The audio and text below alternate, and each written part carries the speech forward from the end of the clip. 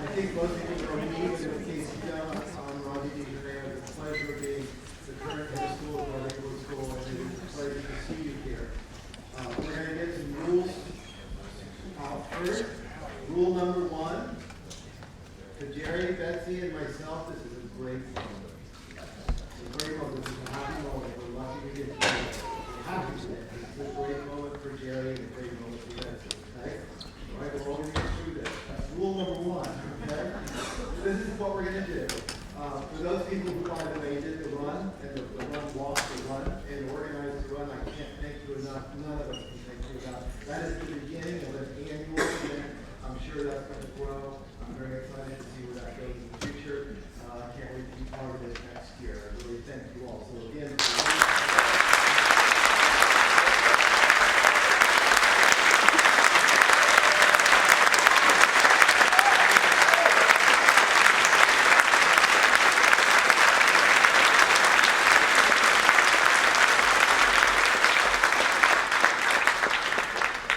we have to kind of keep watching time here. Betsy and I have these little hand signals we do with each other. And Betsy's going to signal me when we're getting a little tired and we're going to wrap this up. So with that in mind, this is what we're going to do. I'm going to say a few words, and then we're going to introduce somebody who will be much more eloquent than I will be, which is Fred Daly, who is the department chair for English, who is theoretically Jerry's boss. And then after Fred says a few words, and Fred, by the way, also not only is the head of the English department, but Fred is also track cross-country coach who's worked with Jerry on that side of schooling as well for many, many years. And then we have the privilege of also introducing to you Doris Gelman, who actually was the person who hired Jerry, which is kind of cool. So that'll be nice. And after Fred and Doris have finished saying a few words, Fred Daly and I are going to grab some mics, and we're going to walk around and let people in the audience say a few words. Not everybody here is going to be able to say all the beautiful, wonderful things he wants to. You just won't be able to do it. Jerry's going to get tired. Betsy's going to look at me and say, okay, Roger, that's it. And then following that, what we're going to do is actually present Jerry the plaque and the picture frame that sits in his classroom now.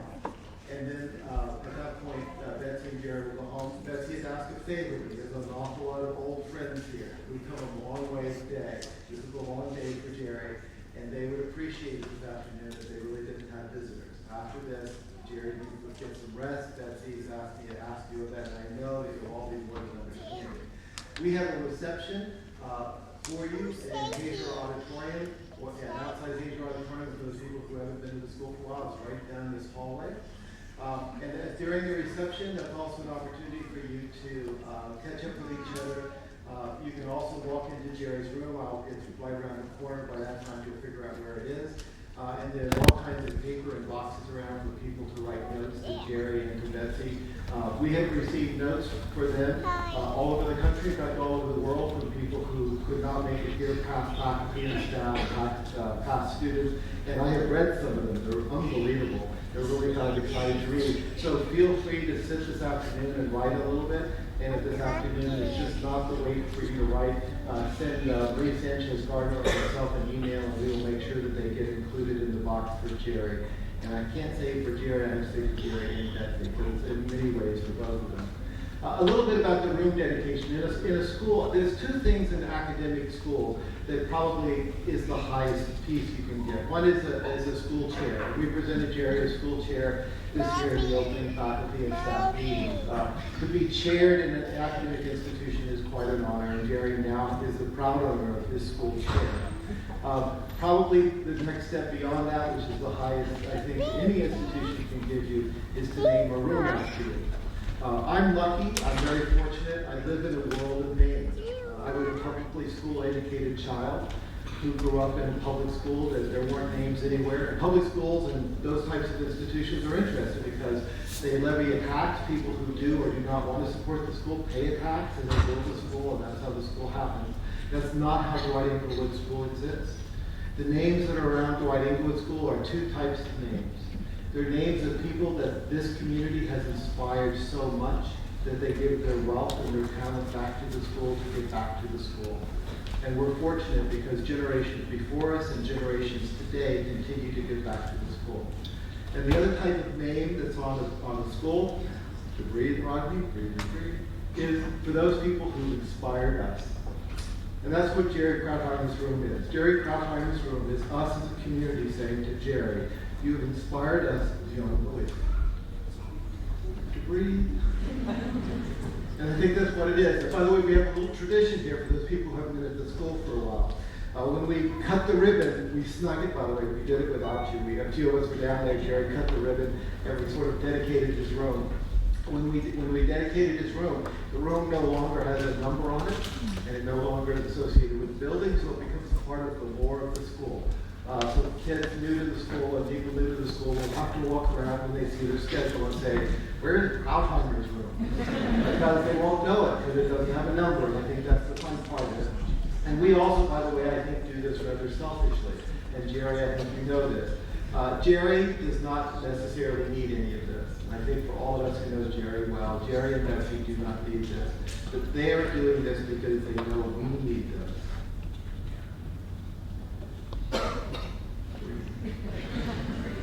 And the room is very selfish because what it does is it allows all of us forever and ever and ever to say, Kraut. And that's what the room means to us, Jerry. It's a chance for us to say your name for years and years. Just to try to get through this. So, for me, this is my 10th year at the school. And for me, my first encounter with Jerry Krautheimer was actually through the previous athletic director, Tom Curry. And we were talking about how to improve athletics at the school. And we were talking about cross country and track. And at that point, Jerry was not coaching. And Tom Curry said, there's this guy, Jerry Kraut, and of course I don't really know Jerry. He said, if you really want to have a track and cross-country program, he has to coach again. You have to convince him to coach again. And I remember reaching out to Jerry and asking him to pick it up again and try to coach. And where he took that program 9 years ago to where it is today is absolutely spectacular. It's a cult. He's crazy. And it's a cult in every good way across the country. It really is. And I'm overly confident that what he's created this time around will linger and stay. The children, the athletes, they couldn't be more passionate about it. But how does he do that? He did that not by running with the children anymore, because in the last 9 years, Jerry wasn't out there running with them. He didn't do it that way. He did it by inspiring them. He inspires them by what he says. He inspires them by the life he lives. He has this magical ability to inspire people. And I think that's what produces the cross-country and the track teams. And that's why the runners are so happy not to win a race, but to have him say, you did good. And that's a mark of somebody who inspires people. And I think he's done the same thing in his classroom. I've been fortunate enough to travel around the country and talk to alumni who've had him as a teacher. And everybody who's had him as a teacher has been inspired by him. Reading the letters that we've received in the last couple of weeks, people who credit him for the success they had in colleges, the success they had as a writer. I just saw Allie, my daughter, who's a senior down here, and I have still one regret. I kind of wish my son Tyler, my daughter Allie, would have had him as teacher. They had great teachers, but it would have been fun for you to have your time. You did have it?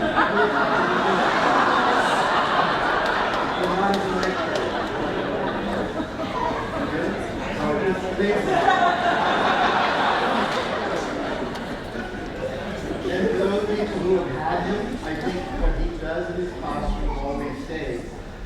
But he also models it for all of us. He's the teacher who sits in the middle of the dining hall at a table during lunch, there for any student who might drop by and want to get some help writing during lunch. And I'll tell you something, I know all of us who are in the school, we see him do that, we feel a little tinge of guilt because we don't do the same. And I know we feel that. I think a lot of students over the years have learned an awful lot from Jerry Krautheimer. I know the adults that have worked with him have learned an awful lot from Jerry Krautheimer and working with him.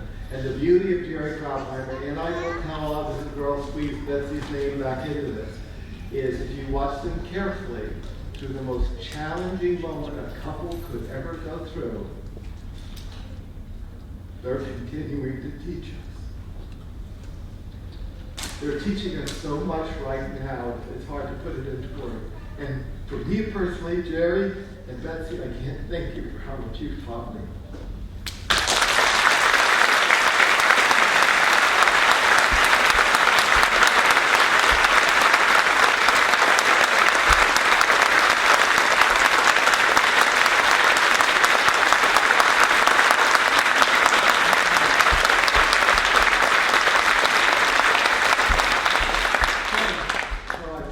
my composure here totally failed. But you know what, Jerry, I'm very fortunate in the role of the head of the school to work with unbelievable people and people that have inspired me. Jerry, you've inspired me for 10 years, and I look forward to inspiring you for more. But you know what, you've given me a great role model for life, a great role model for education, a great role model for a mentor of students, and an unbelievable role model as a husband. You look at, you've been a great role model and a great mentor for me, and I thank you for that. With that, I'd like to introduce Fred Daly, who will say a few words, who will probably keep his composure much better than Fred Daly.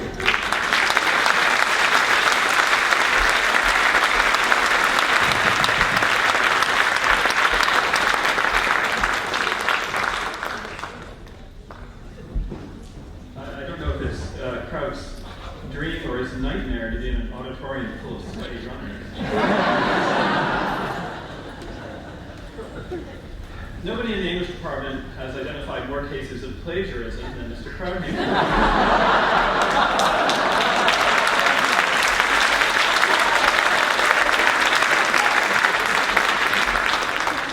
I'm saying this because part of this speech is plagiarized. I think it's okay to plagiarize if you're giving a speech about someone and that's the person you're plagiarizing from. Before the actual speech, I thought I'd read what it says on the plaque that's going to be in the classroom. It goes like this. If you were to visit Jerald Krauthamer's classroom 10 different times, you would see 10 completely different lessons. Never complacent, he is constantly experimenting, seeking answers to the questions that have preoccupied English teachers forever. How to help students read difficult texts on their own, how best to teach grammar, usage, and mechanics, how to respond to written work effectively and efficiently, how to keep track of student progress. He is a relentless innovator, but there is one constant. Nobody understands better that telling is not the same as teaching. Generations of PE students know that in Kraut's class, you have to think for yourself.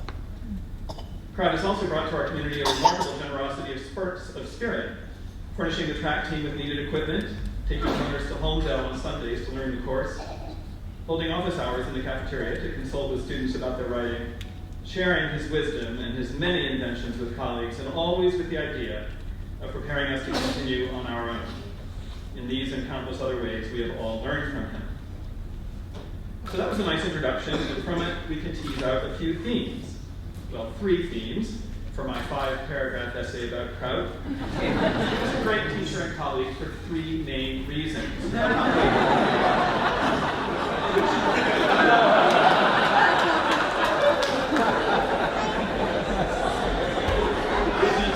Which I will not list here in my intro, even though he was pretty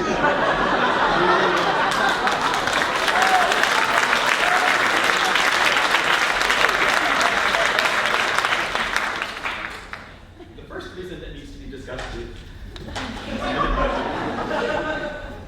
one of the student as learner traits we've been thinking about lately, and by the way, Ron is thrilled that student as learner is getting a shout out here. Anyway, one of them is creativity. And how do you teach creativity? We're still working on that, but certainly one way is by modeling it. And I don't know who does a better job at that than Kraut. Covering his class, you don't get a simple one-step lesson plan. No. First, you have the cloth bag, and out of it you take the individualized bundles of index cards, which you hand to the students, and they do something and give them back to you to put back in the cloth bag, and then they work on their computers, and then they switch computers and work some more, and then they switch back and switch seats, and by now you're deep into Rube Goldberg territory. But you can see that the kids get it, that they're learning, which of course is what it's all about. I have also to mention a few of the things he's created and shared with the rest of us, like his guided readings of Shakespeare plays, first Macbeth and first Hamlet. The rest of us were studying research on reading, and look, Kraut was already there. He built a website, Pen and Page, which had all kinds of great stuff, including an online grade book that a lot of us in the department use. And I have to mention, again, DE track and field trading cards. In my pocket, I have a few people in this room. And then, of course, there's gum. Grammar, usage, and mechanics, which is a system that guides students to learn the rules of our language and ultimately become better readers and writers. And just, by the way, it came back from the printer, the plaque came back from the printer with an error. And if I were to mark it as a student paper, I would put a big D, and what does the D stand for? Diction.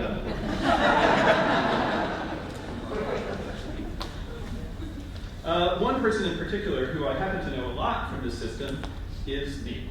Case error is I.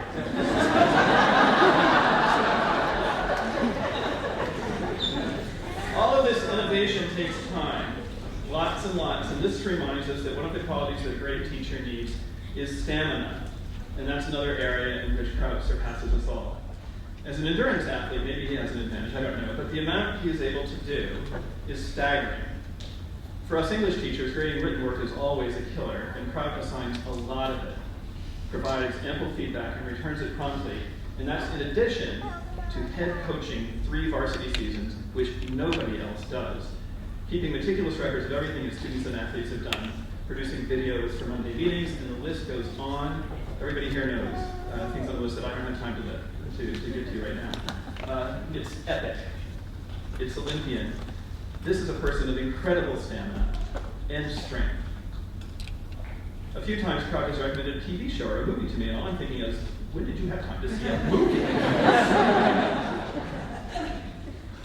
What motivates all of this Herculean commitment to students, athletes, colleagues? I think all of us love our students. For some, the love is palpable. When giving a speech at cum laude, you can almost see the little hearts coming out of our mouths.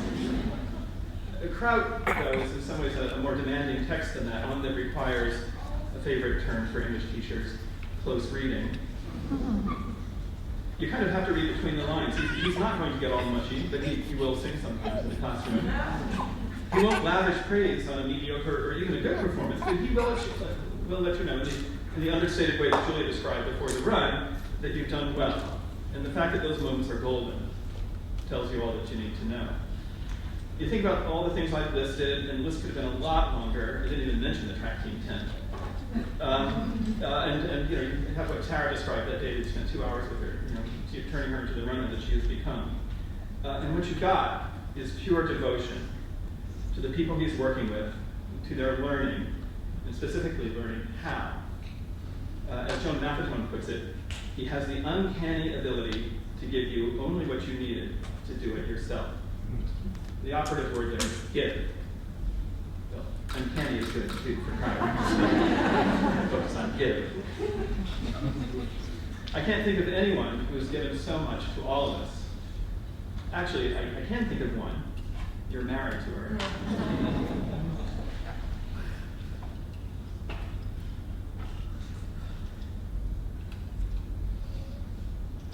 And we're all here at Kraut to thank you.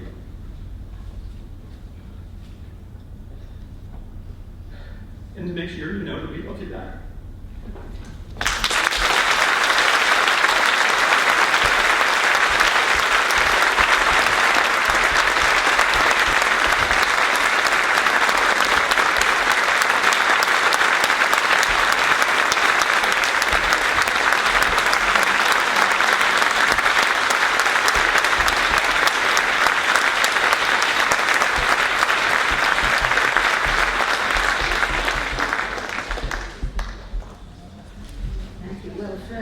After that, I'm afraid to speak a word, let alone a sentence.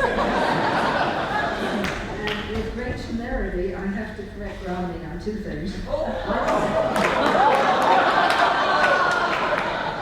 First, I was not the person who hired Kraut. I didn't know what hired Jerry, but I was the one who told him he had to apply for a job as an English teacher at the Dwight-Englewood school.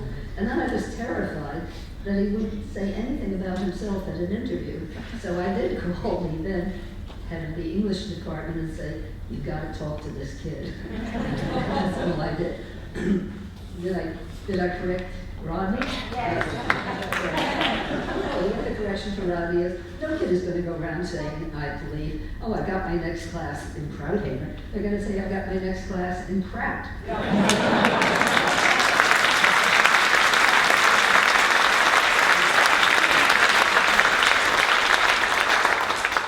When I said I would say a few things today, I was told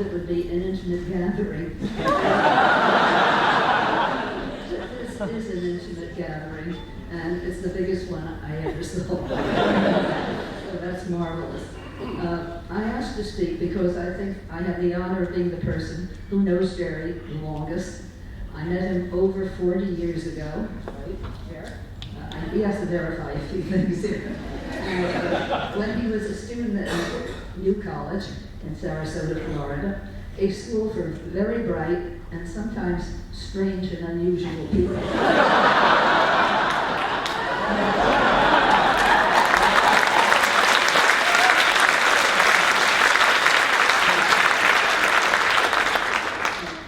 He visited us. My daughter was a classmate of his at New College, and after graduation, he visited us often in Englewood. And he and I would get into very long talks, believe it or not, because when you got him talking about literature, he was so passionate, and he was such a formidable reader, and he read such a range of things. I was just astonished by that. I also was astonished by the fact that he was in the below zero range on phoniness. So if you know upper school kids in particular, they've been around for a long time, and they have a nose for anything phony about a teacher.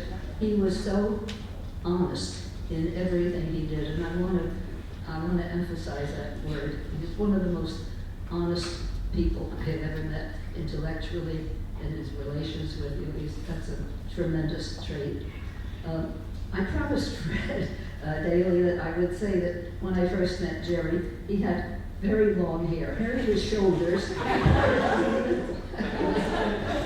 It's different.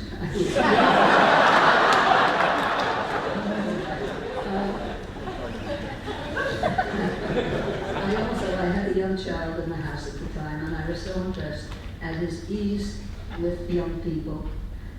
And the other thing that struck me about him, and before this, I wanted to say, I kind of had a test. I hired a lot of people in my years here to participate in hiring is a process, but I participated in that process. But I had a kind of profile of somebody who would really make it at Dwight-Englewood. And one of the elements of that profile was a sense of humor. And Jerry has a sense of humor that goes by like lightning. It's mischievous, okay, it's deep, it's utterly wonderful. And I'm going to tell a story which is not the secrets of what I'm saying, but by now nothing is. Which is that we once had a faculty meeting. You remember, Jerry, it was in the early 80s. We came back from vacation, from spring vacation. And the task was to identify 10 attributes of a really wonderful Dwight-Englewood student. We did this all morning, and you know, with the big boards and the markers and carrying up sheets of paper and starting again and doing group work. And we came up with really 10 terrific attributes. And we were leaving for lunch, and it was sort of a slow line, and Jerry was kind of behind me right here. And I heard him glance at the board, and he muttered, "Nice, nice, smart, smart, smart, nice, smart, nice, smart, smart, nice."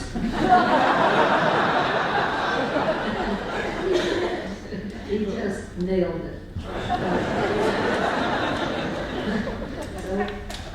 Jerry, I cannot tell you how honored I am and how deep it is for me in every way to be here together with you in these more than 40 years. I can't believe that, can you?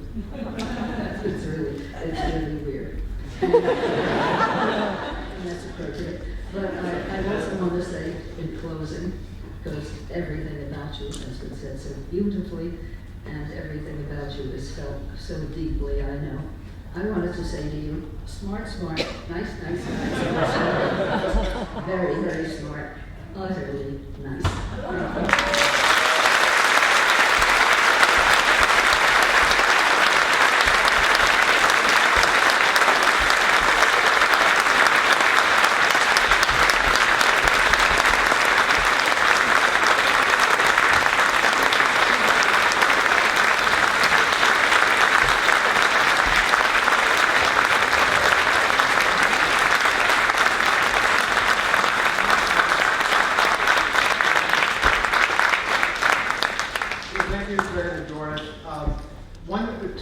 Comments about your room.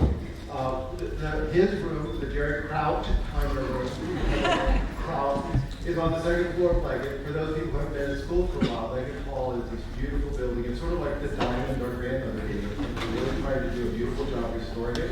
And if you haven't been on campus, you have to look at the first floor where Doris's room is, and Bob Carson's room is, and Tribby Sagan's room, and realize what we're trying to turn Leggett Hall into. And the second floor is the next stage of that. But Jerry's room is above Doris's, only for one reason. So for the rest of eternity, Doris has to look up to Jerry.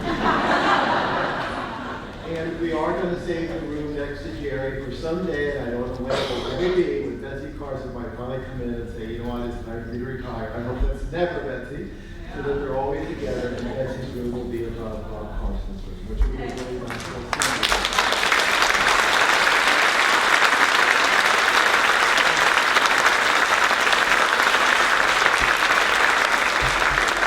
If you're curious about the mistake, you'll all see the plaque. We ordered the plaque. It's now on the door for his room. And in a moment, Fred and I will give him a copy of both the picture frame and the plaque. It came in as class room. They're two separate words. So it's actually really quite classic that he'll have in next week a misspelling with a correct spelling for a fifth floor. But it was interesting when we walked away from the room and we were kidding about that. Somebody who was a previous student alumni said, you know, it's actually not that bad. It's a class room. That's all it was actually quite nice. This is a chance for each one of you to say a few words. Fred will work that. I will alternate. Keep in mind that there'll be a moment where Betsy's going to give me the Betsy eye, and I'm going to say, okay, that's it. Not everyone will be able to say all the things we want to, and then we really want to hear from Jerry a little bit before he goes home. Please, after this, take advantage of the reception in Hajar and outside the Hajar Auditorium. Go see Jerry's room. There's paper all over the place where you can write Jerry and Betsy if you want to include Betsy in notes. I hope you do that. And the only last thing I'll say with the mic is this, for me, this is pretty neat because we have generations upon generations upon generations of people here. So when you stand up, don't hesitate to just kind of say who you are. So everybody else realizes where you're in the place in of Jerry's life. I'm going to start on this side. I have to. Okay, so here we go. Young man, your name? My name is Jerald Krauthamer.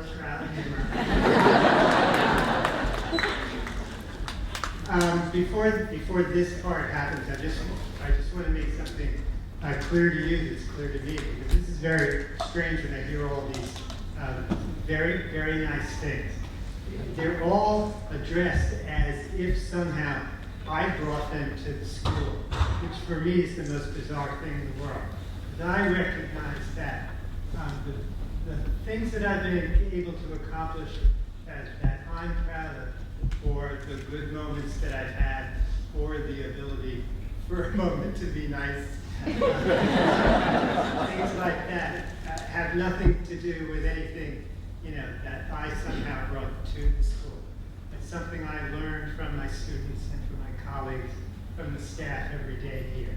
And it's really, for me, that's just very clear, because, the real Krauthamer ain't anywhere as near as nice. It's certainly much more stupid than the person I'm hearing about. So I'd like to thank you all for that.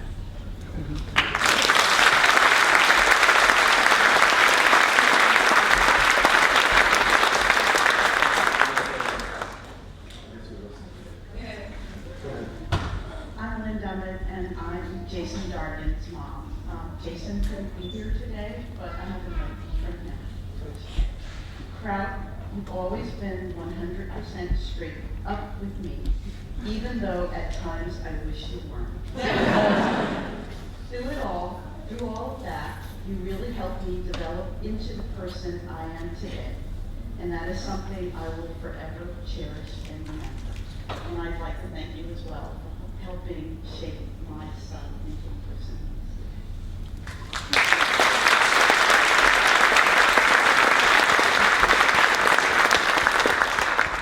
Hi, Kraut.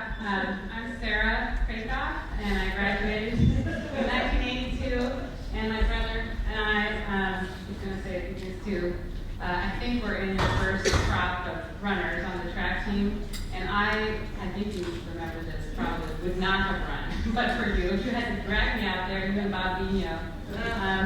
But I've been running ever since, and racing ever since, and loving it. And I know Jonathan and I, probably like a lot of high schoolers, didn't feel like we fit in. We felt strange too. So for us, you were perfect. And we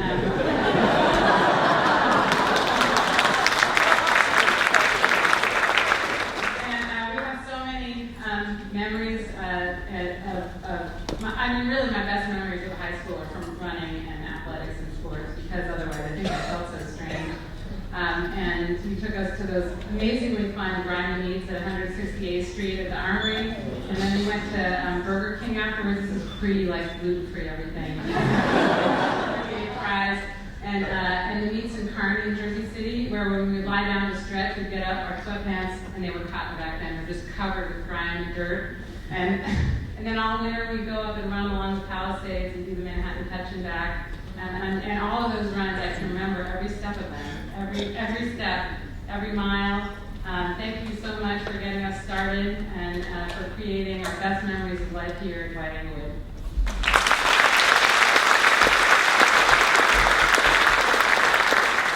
I just want to say I have Sarah's track and field card. And she still holds the school record at 3,200 meters.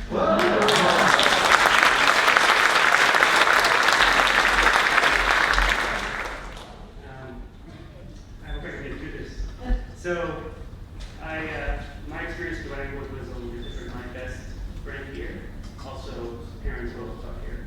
And so a lot of my Dwight-Englewood family was the students, but also the teachers who work here, Kraut and Betsy. And so it was, I had Kraut as an English teacher who's here, and he made me do some crazy stuff, like read a Raymond Chandler novel along with Beowulf, things like couldn't quite conceive of them. In addition to track, and because of the circle we ran in, also spent a lot of time together and actually played Dungeons and Dragons, which is a League of Legends of yesteryear. And we spent a lot of time together, all of us, and those were fun memories for me. I tried to get Harry to come, but of course he was in Japan now, so it's a little difficult. But I just wanted to say to both of you that those years are incredible, and that's why I came back.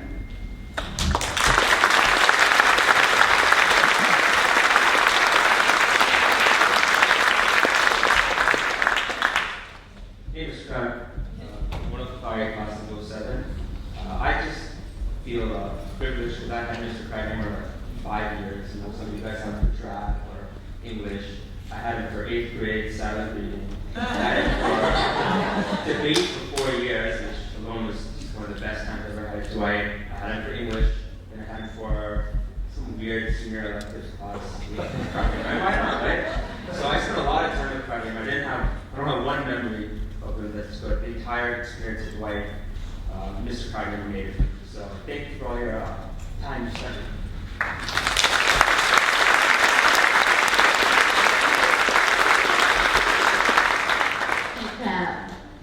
For those of you who don't know me, I'm Tara Satney's mom, Debbie. I have to tell you, before Tara came to Dwight-Englewood, she was known in our family and amongst her other teachers in elementary school as the slowest kid. There were teachers who didn't want her in her class because she was too slow getting her backpack out of her cubbies. And it's true.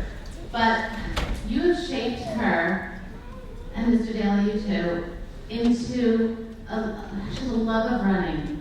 I don't know where it came from, but it came from the guidance and thoughtfulness that you had given her. And I remember that day I drove her down to the Englewood boat basin, and no one else showed up to practice. And I rolled down my car window and I said, "What do we do now?" He says, "Don't worry, I'm gonna give her a run. I'm gonna give her a practice." And I came to pick her up and I said, "What was it like?" It's like, "Mom, he basically drove in the car right behind me." And that's dedication. And I have to thank you for the warmth and the dedication that you have given not only to Tara but to the entire track and cross country team all these years.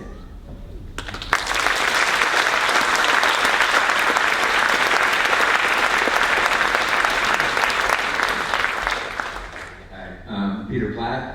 I taught in the English department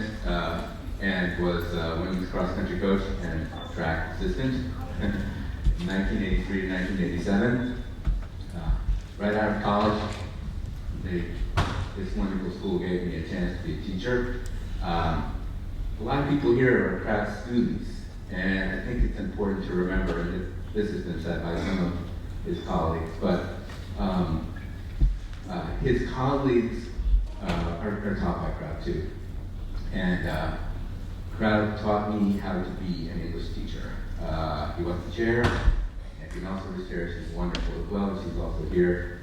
But talking to you, Kraut gave me perspective on the art of teaching, taught me how to read better. I thought it was pretty good. And then you made me go to grad school because I wanted to be like you, so I went to graduate school of English. And then I was going to quit. I went to Oxford, and you said, "We need your book." Really? I wouldn't be the teacher that I am. I'm still trying to be as good as you. Thank you, Jerry.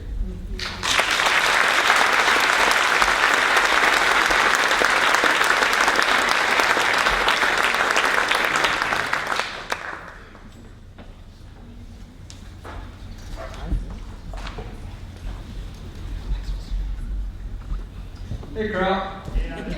How's it going? For those of you who don't know me, I'm Amish of the class of 2012. And, I've been running with Kraut all those years since in high school. And, even now, I'm actually training right now for another race. And it's just funny because I always go back to the things that Kraut taught me: fold up, force down, cadence, tempo. My fondest memory, though, is I remember for one of these practices, it was going to be our long run. And this was right after summer, so everyone was coming back. We were all getting readjusted to school life. And we go around, he's like, "Okay, I want you to say your longest run that you've gone for and add 5 minutes to it." And so, Ia goes up, she's like, "Okay, I ran 35 minutes last week. I'll add 5 more minutes, 40 minutes. Bobby Javier and Mark Rosenberg are in the 50 minutes. And then I was like, "Oh, okay, 55 minutes. He goes, "What are you, crazy? You ran 80 minutes last Sunday. You're going for 90 minutes today." I was like, what? But it was the patience and perseverance and things like that. Before I knew it, I was running half marathons every Sunday and was tackling on miles and miles. To the point where I think in 1 year I racked up almost 800. It was just phenomenal feeling to be in shape and to actually have someone as good as Kraut and Mr. Daly and all the other faculty members and students supporting me. And so that really spoke volumes about how close Kraut cares for us. Thank you.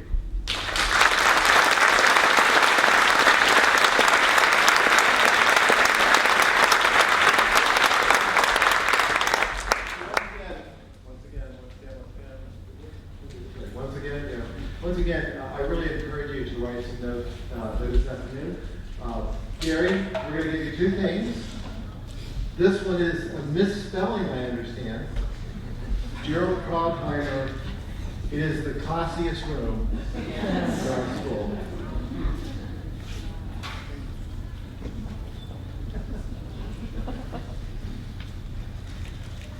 And then last, this is, and I hope some of you, as you walk into this room, you take the time to read this. Because what Fred has written is absolutely stunning.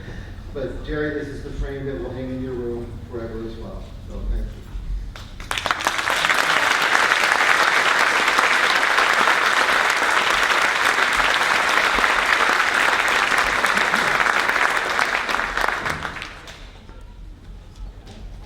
So Jerry, I know that we're going to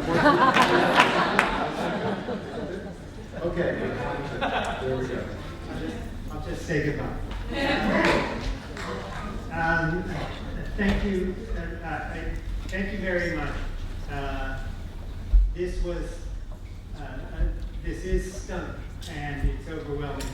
And probably in about a week or 2, I will get my head around what has just happened in the last amount of time.